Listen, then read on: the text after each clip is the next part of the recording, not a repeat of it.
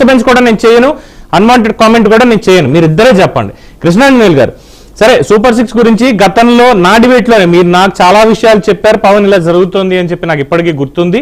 ఆ రోజు కూడా మీరు ప్రశ్నించారు, వాళ్ళు మంచి చేసినప్పుడు పొగడం బానే ఉంది, మరి ఇవేమో అమలు చేయడం లేదు, ఇంకాను హామీలు ఇచ్చారు కదా, ఇదే కదా మన పని అనలిస్టులుగా కానీ జర్నలిస్టులుగా కానీ ప్రభుత్వాన్ని మనం ఎడ్యుకేట్ చేయాలి కదా అని మీరు అన్నారు. Still I stick to that point only.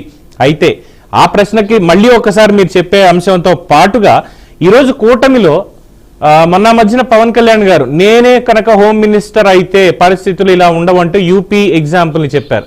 అంటే అనితి గారి వ్యవహార శైలి, మంత్రిగా ఆవిడ పనితీరు అంత ఆమోదయోగ్యంగా లేదా అన్నటువంటి ఒక అనుమానం రాష్ట్ర ప్రజలకు కలిగింది. ఒకటి, నిన్న ఈ రేషన్ బియ్యం ఏదైతే పట్టుకున్నారో కాకినాడలో ఆ షిప్ దగ్గరికి వెళ్ళి, ఆ విషయంలో కూడా అంటే ఢిల్లీ నుంచి డైరెక్ట్ గా అక్కడ ఒక విందు నడుస్తోంది, మంత్రులందరినీ కలిశారు, ఆగమేఘాల మీద అక్కడి నుంచి పరిగెత్తుకుంటూ వచ్చి వెంటనే ఇక్కడ ఈ రేషన్ బియ్యానికి సంబంధించింది అంటే నాదెండ్ల మనోహర్ ఉన్నారు, అక్కడ కొండబాబు ఎమ్మెల్యే ఉన్నారు, అధికారులు ఉన్నారు, అందరూ ఉన్నారు.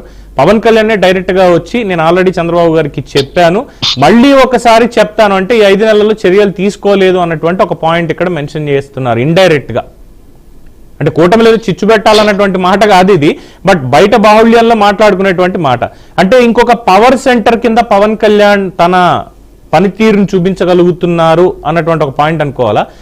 లాస్ట్ టైం మీరు చెప్పినట్టుగా కూటమి పెద్దలు ఇంకా ఎందుకని ఈ సూపర్ 6 లో పూర్తి స్థాయిలో అమలు ఎందుకు జరగడం లేదు, విద్యకి సంబంధించి కానీ, వైద్యానికి సంబంధించి కానీ, రైతాంగానికి సంబంధించి కానీ, దాని మీద మీ అభిప్రాయం ఏంటి? ఓపెనింగ్ కామెంట్స్ చెప్పండి ప్లీజ్. పవన్ గారు నమస్తే. ప్యానల్ లో ఉన్నటువంటి తెలుగుదేశము, అదేవిధంగా నాగరాజు గారు, అదేవిధంగా శ్రీనివాస్ చౌదరి గారు, ఇద్దరిది ఎవరి పార్టీ వాళ్ళదే, వాళ్ళకే నేనే వేరు వేరు పార్టీలు మార్చడం. అయితే ఇక్కడ పవన్ కళ్యాణ్ ఒకసారి కాదు, పదే పదే పదే ఆయన చెప్తున్నారు. నిన్న చెప్పారు, నిన్న కాకినాడ కోర్టులో చెప్పినటువంటి మాటలు, అక్కడికి రావటానికి ముందు ఢిల్లీలో ప్రెస్ మీట్ లో చెప్పినటువంటి మాటలు కూడా ప్రెస్ మీట్ కూడా పెట్టారు. ప్రెస్ మీట్ లో కూడా ఇదే చెప్పారు, ప్రెస్ మీట్ లో కూడా ఇదే అంశం వచ్చింది. పిఠాపురంలో కూడా ఇదే అంశాలు చెప్పారు.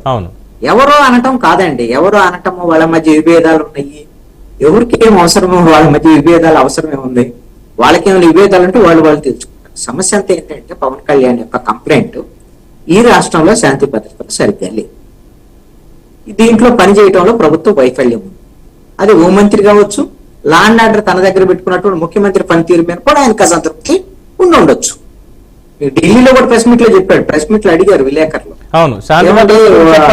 ముఖ్యమంత్రి గారిని అడగాలన్నారు. ఆయన హోంశాఖ నా దగ్గర లేదు, నేను ఏదైనా చెప్పాలంటే నేను ఎలా చెప్పగలుగుతాను, లా అండ్ ఆర్డర్ సీఎం దగ్గర ఉంది, హోంమంత్రి దగ్గర హోంమంత్రి వ్యవహారాలు ఉన్నాయి, నేను వాళ్ళ దృష్టికి తీసుకొస్తాను, ఇట్లాగా ఢిల్లీలో జర్నలిస్టులు ఇలా అంటున్నారు, మన ప్రభుత్వం మీద అలాంటి అభిప్రాయం ఉంది అనేటువంటి దాని మీద. అంటే మన ప్రభుత్వం సరిగ్గా పనిచేయటం లేదు అనేటువంటి ఆయన కూడా యాక్సెప్ట్ చేసిన తర్వాత ఈ మాట నేను వాళ్ళకి చెప్తాను అంటాడు. ఫస్ట్ నిన్న ప్రెస్ మీట్ లో కాకినాడ కోర్టులో జరిగినటువంటి ప్రెస్ మీట్ లో కూడా ఈ మొత్తం జరిగేటువంటి పీడిఎస్ రైస్ అక్రమాలు వ్యవహారం అన్నింటిలో ఇప్పుడు ఈ అక్రమాలు జరుగుతున్నాయంటే ఎవరు చేస్తున్నారు ఈ అక్రమాలు? ఆల్రెడీ 5 నెలలైంది ప్రభుత్వం వచ్చి, ఇప్పుడు 6వ నెలలో ఉన్నాం మనం.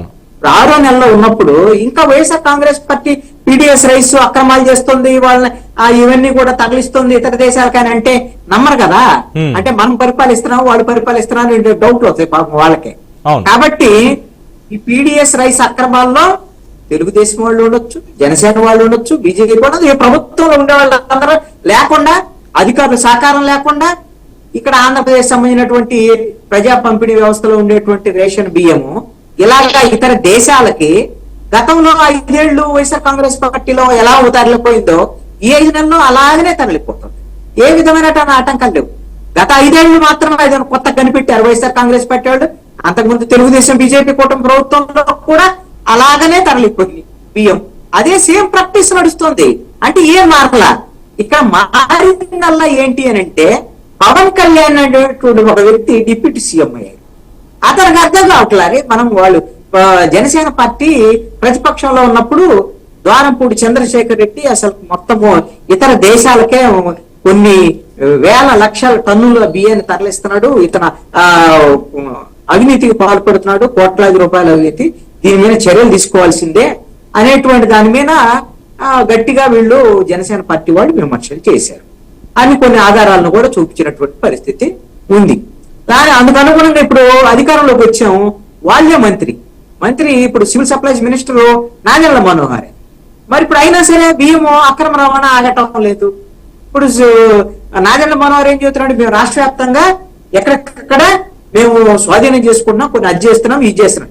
మరి ఇన్ని చేస్తుంటే కాకినాడ పోర్టుకి మరి 640 టన్నుల బియ్యం ఎలా వచ్చినాయి, ఎలాగా ఇవి తరలివెళ్తాయి ఏంటి? మరి ఇది $1 మిలియన్ ప్రశ్నగా ఉంది.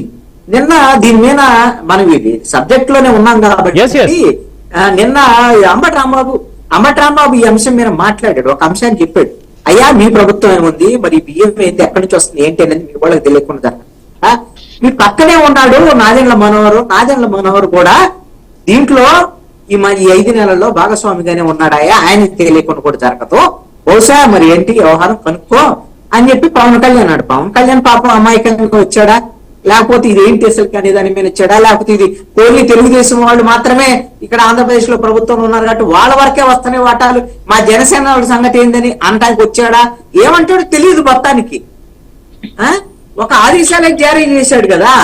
ఆ చివరి డైలాగ్ గారు ఈ పాయింట్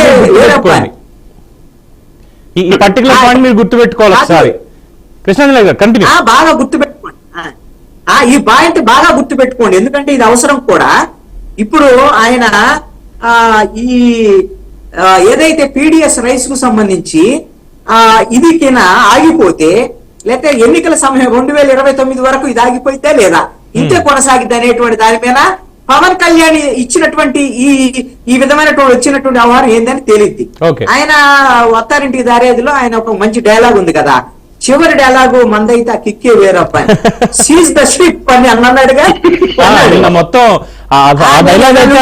సినిమాల ట్రెండింగ్ కూడా పక్కకెళ్ళిపోయాయి. Pawan Kalyan seize the social media.